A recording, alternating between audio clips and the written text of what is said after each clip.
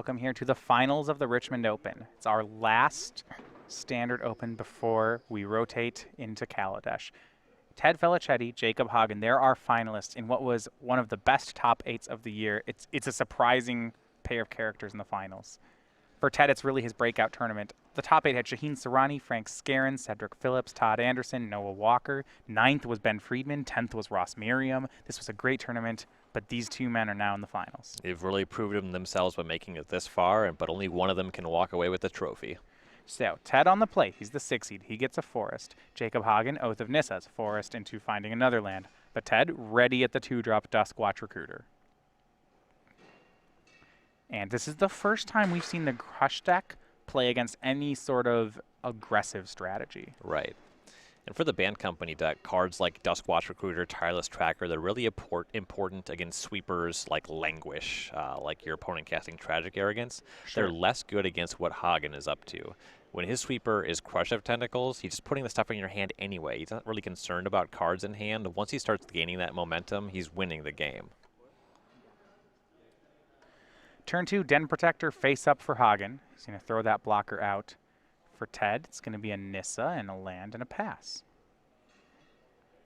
You may notice Hagen not having to face too much aggression in this tournament out of his decks.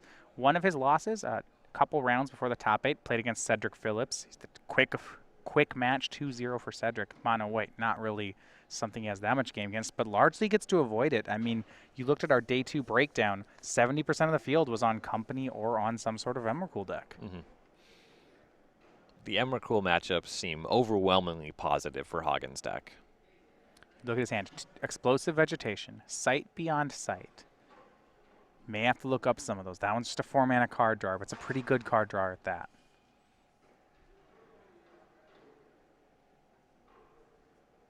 So land 3, another Forest for Jacob. The Nissa's Pilgrimage may be the most important card in this deck, as it's the only ramp spell he can play before turn 4. Plays a land and just passes the turn. That actually flips the Duskwatch Recruiter for Ted. And now it can attack even in the face of that face-up Den Protector. Did gain him a couple life in the short term there, but not really doing very much anymore. So for Ted, it's a 4th land drop. He'll attack with the Howler. Then he'll play a Recruiter for 1 mana and pass. Didn't want to flip his creature back. He's also holding up Spell Queller. Spell Queller and an activation. And with Hagen not having anything on 3, the Spell Queller can tag anything on 4. This could be going Felicetti's way in very short order. I mean, Explosive Vegetation from Hagen will quickly get quelled. To me, Spell Queller feels like it's the most important card in the matchup for Ted. Yeah, absolutely. Having that disruption. The thing about Hagen's deck, he's trying to get a mana advantage and then just start casting spells that feel like a different game than what the opponent's up to, and Spell Queller is able to tag all of the enablers for that strategy. Reflector Mage on the Den Protector, and here comes the team. It's a 3-3 and a trio of 2/2s, 9 damage. Hagen's down to 8. And you can still morph the Den Protector on the following turn, but Hagen has no graveyard. Often you don't Spell Queller it for a reason like that, but he's applying too much pressure for that to matter. I mean, 1 creature of 5 attackers. Hagen's just dead if he only has 1 card. Yeah. He can just try to crush. Maybe right away, but no. He would need to surge, and he can't do it. Game 1's a quick one in the favor of Ted Felicetti. That was fast. Yeah, I mean, and this is one of my concerns about the Crush deck. It's very powerful, but its curve is pretty miserable. When it's on the draw, it really only felt like it took 1 Spell Queller from Ted to win that game. Yes, you're not wrong. I mean, he played a 2/2 for 2 that never got that, a 2/2 for 3 that never got in for damage, got in for damage once, and then a Spell Queller, and that was the game. Yeah. Hagen not having the Pilgrimage was significant, but even still, there was a lot of pressure on Ted's side of the board. All right, impressive stuff from Band Company. Now 1 game away from claiming the trophy, but we're going to look at the sideboards. Everybody shows up with a plan for Band Company, and Jacob is no different. Green, Blue, Crush, what do we have? All right, so the sideboard is 2 copies of Learn from the Past, 2 Clipwings, 2 Void Chatter, a Summary Dismissal, 2 Noose Constrictor, 4 Jetty Offshoot, 2 Dispel. Dispel is reasonable against specifically the card Collected Company. I wouldn't bring in more than 1 in a matchup like this. Noose Constrictor, we saw him cast a face-up Den Protector. That seems totally reasonable. We might see him reach for Jetty Offshoot. It's more for the very aggressive decks, but if he doesn't think he has a fighting chance without some something like that to keep him in the game. We could see offshoot as well. I'm curious about Clip Wings. We saw just how good Spell Queller was there. Having the answer in Clip Wings would get him the spell back. He can't really otherwise deal with a Spell Queller. Yeah, when you can never kill the creature, it's just really unfair, right? It's just a straight counter spell. The card's in his sideboard. That could very well be what it's for. There, potential for Felicetti to cast an Avacyn. That is something that you kind of like having against the Crush deck as well when we get over to that side. Okay, so for Ted Felicetti, this has been his biggest tournament. That is, unless you were watching the Invitational last 2 weeks ago in New Jersey, Ted was one of the 2 8-0 players along with Eric Hawkins. It led him to a top 16 Invitational finish, which puts him on the leaderboard. But that tournament ended up being won by Liam Lonergan, and we can now show you the Liam Lonergan Elf Warrior token. So Liam Lonergan had swept through the tournament in 8-0 with Elves, 3-0. He is your Season 2 champion. He'll be at the Players' Championship, and now you can get him on an Elf token starting with our next Open. So that's going to be September 23rd. Show up. That will be available starting then for players showing up in any Open and any Classics. It'll be available all of Season 3.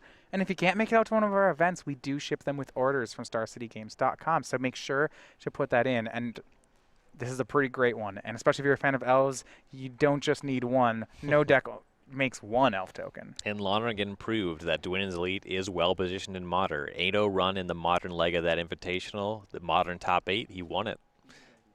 The Dwinnen's Elite is a great enabler alongside Heritage Druid, so it plays quite well in the deck. That 1 into 2, you can even cast a Imperious Perfect, or one of your Lore Elvis Archdruid in turn 2 that way.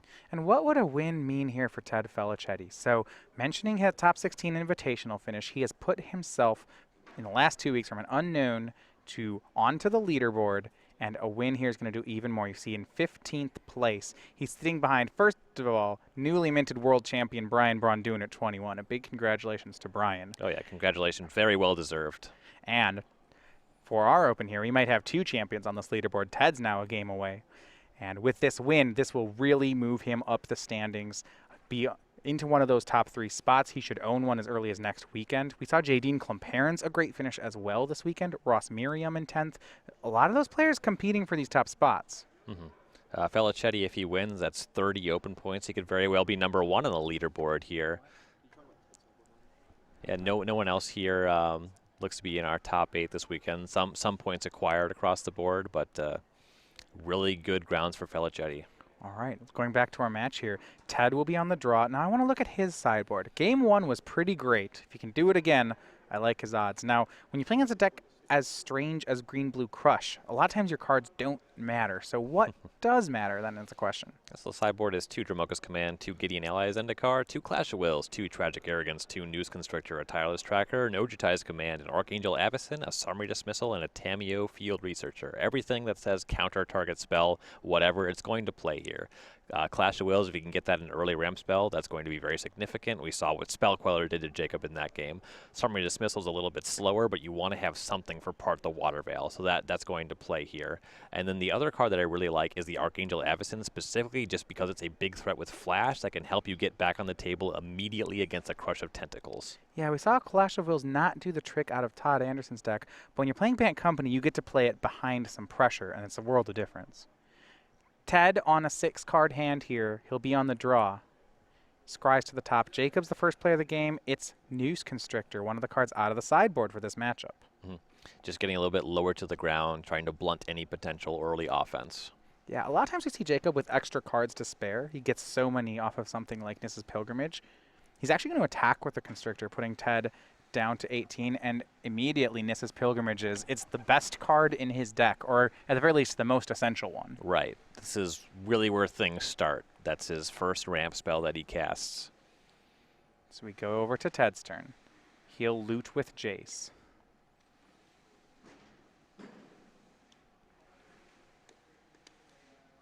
Picks up a Sylvan Advocate. May discard. You see he does have Spell Queller already. Now he wasn't on the play this time, so last time he got to hold up Spell Queller when he had pressure. Can't really do that this time. So it'll be Reflector Mage off Fortified Village, putting the Noose Constrictor back in Hagen's hand. I'm slightly curious about that, because oftentimes what Hagen's deck is trying to do is the turn 3 Pilgrimage into turn 4 Explosive Vegetation, Boom. and leaving up Spell Queller is very significant against that setup. And that's what's going to happen. There's the punishment. Here's Explosive Vegetation from Hagen. Land 5, land 6. If he has a card from hand, it's land 7. And Spell Queller, maybe not doing as much anymore. You can't Spell Quell one of the finishers.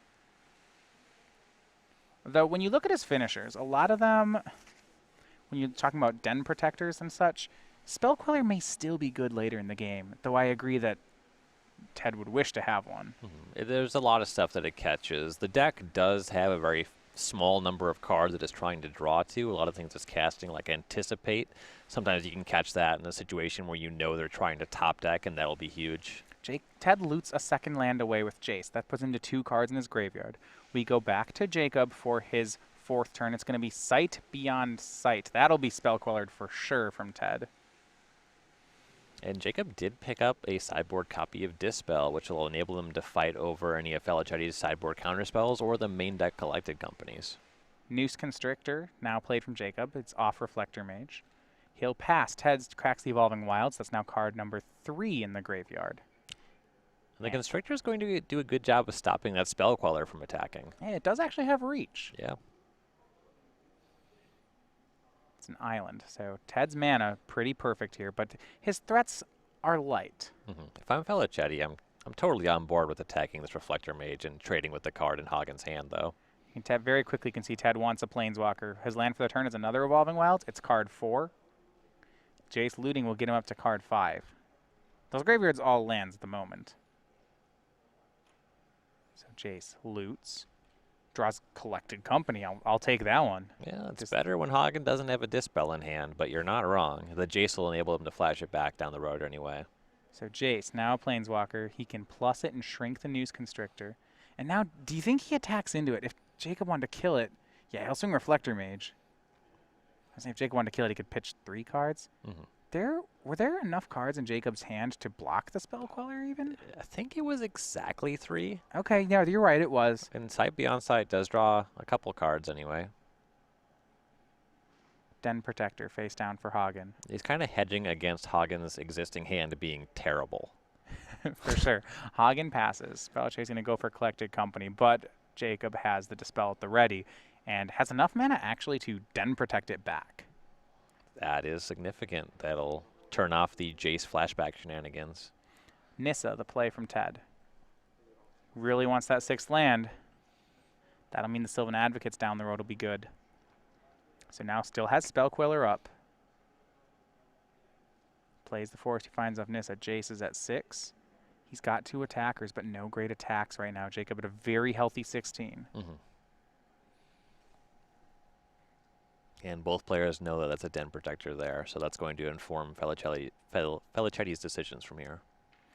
A Shrink on Noose Constrictor by Ted. And yeah, he's debating. He's gonna offer the Spell Queller, swing it in. Now we find that Jacob does not make the block, so he'll play a Sylvan Advocate and pass. And Jacob is now down to 2 cards. He would have to just completely throw away the Den Protector value if he wanted to make that exchange. Yeah, at that point, Ted says, okay, you can do that if you want. And I love Jacob's get here. He goes ahead and Den Protector's back on Nissa's Pilgrimage. He is not done ramping. Never done ramping. Not every ramp deck wants to go to 12. Some of them, stop before that, but not this one. No, this one's not about that. Lumbering Falls from Jacob. He's got enough mana to Pilgrimage and Crush.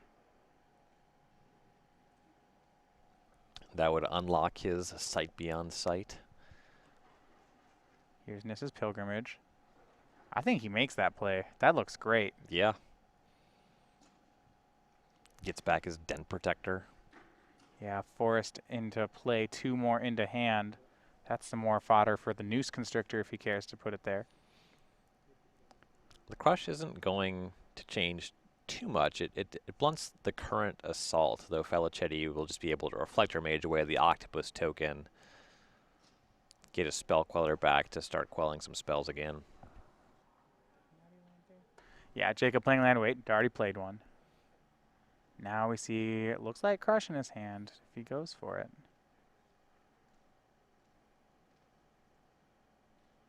It's at least Den Protector. He's got another one.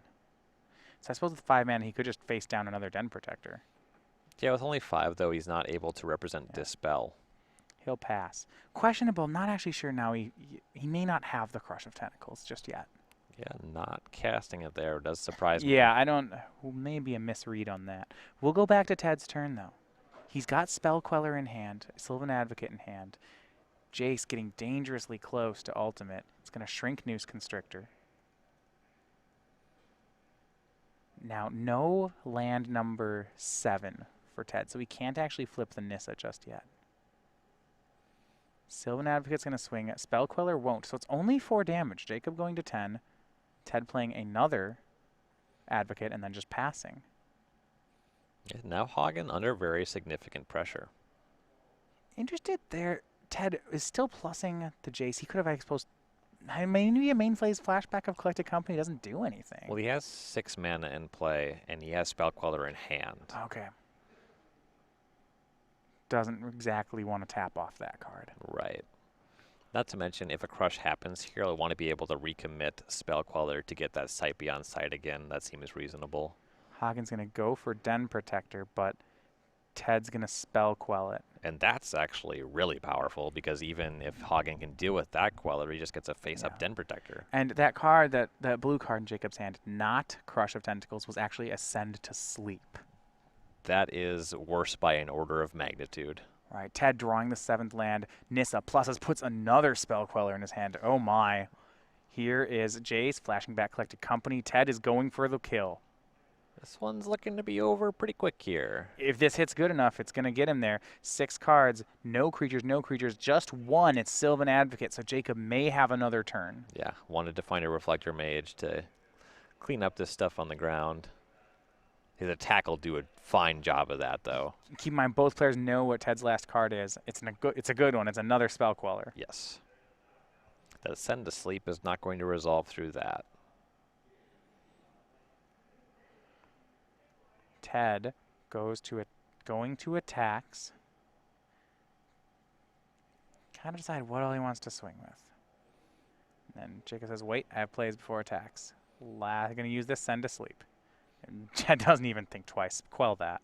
And so Felicetti knows that Hagen is just top decking from here. If he had a better spell, he would have been casting it already. So he just needs to not attack with the Spell Queller that's holding the draw spell. Everything else is totally free to start rumbling in. 2 Advocates and a Spell Queller. Those are in. Jacob activates Lumbering Falls to block. It's a chump with it's a block with the Constrictor, maybe a chump with the Falls. He's trying, the one that's attacking is the Queller that has Den Protector on it. Because you said there's nothing good in Jacob's graveyard. Whatever, give him a Den Protector. Yeah, he just gets a face-up Den Protector back. That's fine. Ted has 100 creatures. But the Sight Beyond Sight, that one, you see Ted holding back that Spell Queller. Yeah, if that died now, Jacob would be able to cast it and then rebound it on his turn, so we would see a lot of cards before his next main phase. So these are the blocks. A discard of Noose Constrictor will let it survive, kill the Spell Queller, get back the Den Protector. Jacob loses his Lumbering Falls. Goes to 2. Oh, he actually never ended up blocking with Lumbering Falls. So he just went to 2. He took both the Sylvan Advocate damage. And now a draw. This might be Jacob's last draw. He's looking for something like Part the Water Veil. Looked like something like Ulamog the Ceaseless Hunger. Well, that card's great, usually, if you're not at 2. Yes. But I think Ted has too much stuff. Well, does he have 12 mana? Hold on here. He could Ulamog away the Spell Queller that has the Send to Sleep on it. Okay. It's a start. I think he has enough blockers between the double tap, the Ulamog. Sure. And he is a spell master. We Right. see Dispel Pilgrimage. He's got to have another land in hand. He pitched 1 card to Noose Constrictor. Is the other one a land? I think so. Here's Ulamog the Ceaseless Hunger. It's a good top deck from Jacob, but is it good enough?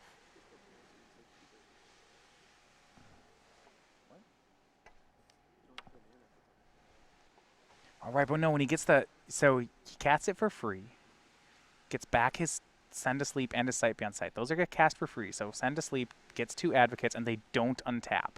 Now here's Sight Beyond Sight for Hagen. Dispel and Lumbering Falls. Dispel looks mighty good here. One of Felicetti's better draws as Collected Company. Okay. Or even if Felicetti's able to pick up, say, Summary Dismissal for a future top deck from Jacob. 4 blockers for Felicetti. He's at 2, or rather for Hagen, he's at 2. Nissa pluses shows Reflector Mage. That's pretty good. 2 attackers, 3 blockers. Reflector Mage on Ulamog makes it so his attacks are at least somewhat taxing on Hagen. Yeah, he will reflect the Ulamog back into Hagen's hand. As long as the game doesn't go too long, that won't be a problem.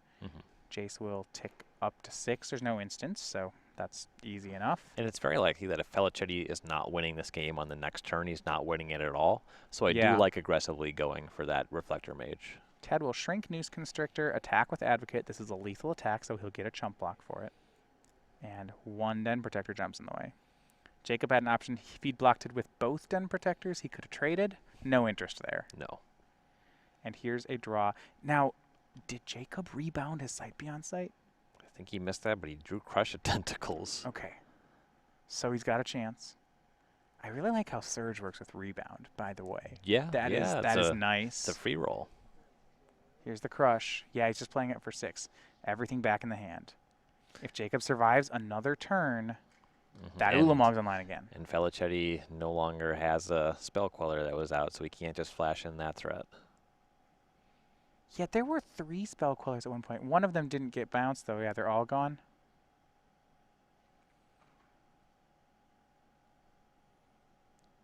Even if he has one, Hagen's recasting Noose Constrictor. 2 got Ulamogged, 1 got eaten by Noose Constrictor, so they're all gone at this point.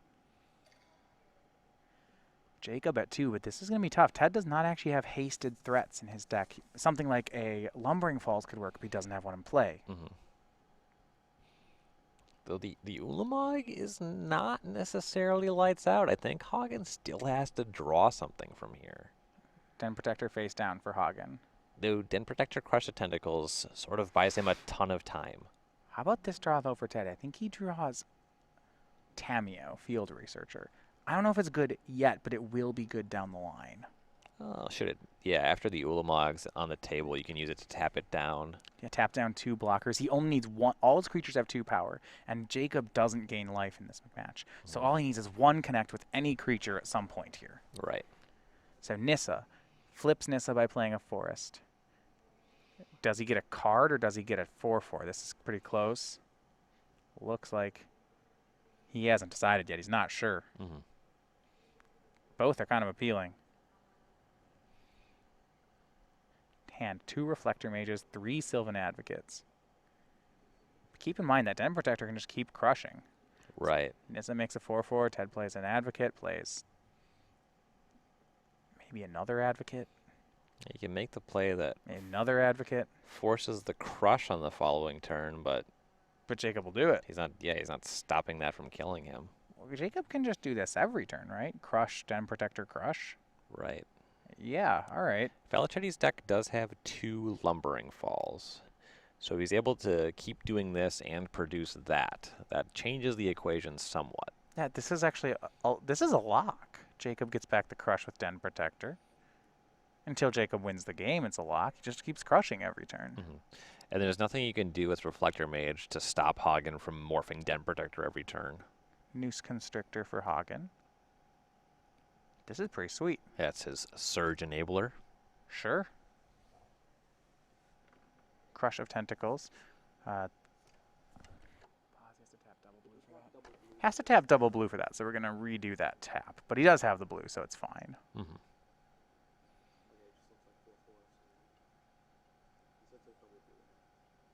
Looks like that second one, the third one down actually is an island, so 2 blue in there. Noose Constrictor for Jacob, he'll pass. Ted draws Duskwatch Recruiter. Now, if Ted's able to get an Archangel Avacyn in his hand, or a Spell Queller, maybe 2 flash flying threats, he can win through this lock. No more forests in Ted's deck, so he can't just keep flipping that Nissa. That's a bummer. Yeah, plays 3 more Advocates, he'll pass. Yeah, just gonna keep forcing the issue on that Crush of Tentacles.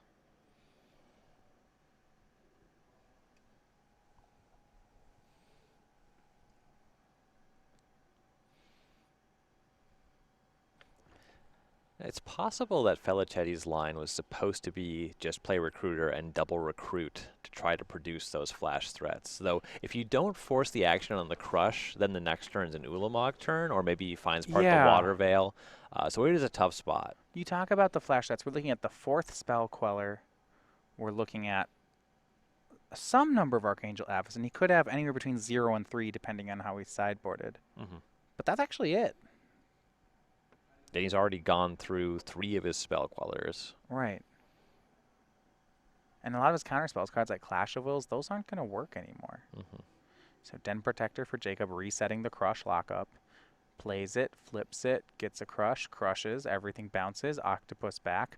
This looks a lot like last turn. You're just going to keep on going with it. And you can tell by the look on Jacob Hagen, he is comfortable with this. He has done this before. Discards. And says go. Summary dismissal, though, pick up for Ted. Hagen's still sitting on Dispel, though. Okay. This is one of the more relevant draws Ted could have had. Now, it's not going to work. Right, though Hagen's tapping enough mana, so if he's able to run this into Clash of Wills, that 1-2 punch could get him there. And Ted's looks like he's going to run it back at least a bit. Den Protector, or rather Reflector Mage +1 Advocate. If he doesn't run, and he's going to discard Jace, say go. So, not being very subtle about what's going on. No, conveniently leaving 4 mana up looks like Collected Company. Sure. That's believable. Right. With only 2 creatures, maybe he can entice Jacob to Ulamog them. True. To stop crushing every turn. But Jacob picking up Send to Sleep, I just don't know that he's ever getting out of this lock. Now this is starting to look really good for Hagen. Every turn that passes looks a little bit better for him. Ulamog, Send to Sleep, Crush, Den Protector. Just Ted, he's got him so close. He's got him to 2, but he's that last 2 damage. Here is the Ceaseless Hunger. Will it eat Ted's lands or his creatures? Ted's going to try to dismissal it, but Dispel is ready, as you mentioned at the counter. Both creatures exiled. The Summary Dismissal is countered. Jacob's got an Eldrazi in play, and now we're on to Ted. And suddenly even forcing action on the Crush just means that Hagen gets to rebuy this Ulamog. Plays Nissa, but can't find anything. He did draw a land, though, so he'll flip the Nissa.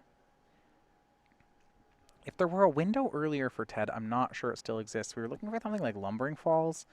I don't know anymore. Nissa will plus put Fortified Village into play. Reflector Mage on Ulamog. 2 Sylvan Advocates. He passes. Remember, Ted's still sitting on Tameo Field Researcher. Does that do anything to get him out of this? Not out of the Crush lock. If Hagen, for some reason, decided that exiling 2 creatures and using Ulamog to block the 3rd was his line, and just for whatever reason was not able to Lumbering Falls on top of that, sure, there is an avenue for him to make a mistake. And this is the part we're talking about. It's difficult with Crush. You know that Jacob Hagen, in all likelihood, has this game locked, but executing the lock is actually really difficult. He has Counterbalance top. You got a Stifle in your hand. Gross. You think he can maybe do something, but it doesn't feel pretty. Play flip Den Protector. He has Crush in the yard. Ted's tapped out, so this one's pretty safe. He'll crush everything. Get his Octopus. Restart. So the thing is, I guess eventually, as we keep doing this, Jacob will draw lands, will draw apart the Water Veil, but he wants to kind of do all of this with Dispels up. I guess depending on the matchup, the lock takes a different form. Right. Felicetti is still kind of drawing to Lumbering Falls. He didn't hit it here. He did hit Collected Company, which is instant speed creatures, potentially. Okay, Jacob, I don't think has all the Dispels as the lock set up just yet. Right. He does have Send to Sleep, which can mess that up. You're not wrong. I mean, I suppose Ted could Collected Company, and if he had a Queller in hand when he went for it, he could. There's a line. Yeah. If he can get enough instant speed action on Jacob's end step, he can get something to work. Reflector Mage will once again bounce that 8/8 token. Ted plays Sylvan Advocate, plays another Sylvan Advocate, passes with 4 mana up. And you know what's a tough spot for Ted? He's unlikely to win it from here, but this Crush deck, the lock is hard enough to execute that he's going to play it out. There's a lot of chances for Jacob to screw it up. Amusingly, this isn't even a game if Reflector Mage is not a card in Standard. That Sure, because the 8/8s just win. the 8/8 just ends the game. Jacob untapping a huge stack of lands, and he wants more explosive vegetation. Why not? This deck just never, it runs out of uses for its mana. Right. So 2 islands in play for Jacob. Now, hold on. He casts Explosive Vegetation here. He still has to Den Protector, flip up Den Protector for Crush. Am I wrong? Maybe he drew a second Crush? We'll see exactly what the next step is. Yeah, 8 more lands in play. That brought him up to 14. So you're thinking like maybe he tapped too low. I know that's a ridiculous statement.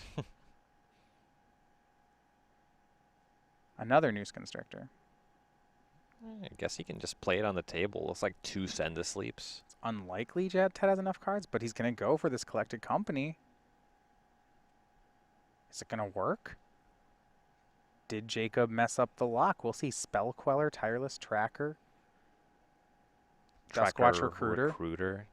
Yeah, that's not bad. I mean, it's sad for Ted that Spell Queller is now on the bottom of his deck. But a lot of creatures. Tapped down. Is Jacob going to pull the trigger on these Send to Sleeps? There's 5 creatures for Ted. And there's a lot of Reflector Mages in Ted's hand.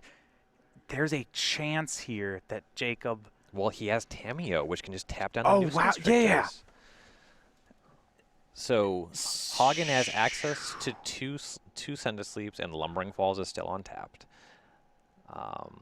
He can do exactly 2 of these things, though. He can't cast both and animate. No, you'd think that 2 sleeps should be enough, but maybe not. He's going to cast 1. He's going to cast 2. He's going to tap Ted down to 1 creature, but 1 creature might just be enough. I would think it's hard to say that a player on 12 mana tapped too low, but Jacob may have let it slip. Yeah, this line just doesn't have Tammy on his radar. You know, there's a lot of back and forth doing the same thing. He wanted to get ahead, so it makes sense to go for the Explosive Vegetation to get out of just crushing every turn. But crushing was good enough that long, and here he goes, just to show it. I have Tameo. I'm tapping your guys. Do I win? And it's game, match, and Ted Felicetti is your Richmond Open champion. Wow, Felicetti just persevered. A lot of players would have conceded earlier in that game. It felt like a hard lock. He said, you know what? This deck's really complicated. I think there's an avenue for you to make a mistake. Show me you win. Actually win the game. What a play by Ted to persevere through that game. A great tournament for Jacob Hagen. This deck's excellent, but it's intimidating. Yeah, Felicetti was really impressive every time we had him on camera this weekend. Just navigated this deck expertly. We've been talking about how difficult Emerge is. Easy to forget that Band Company is one of the harder decks to pilot as well, and he did it masterfully.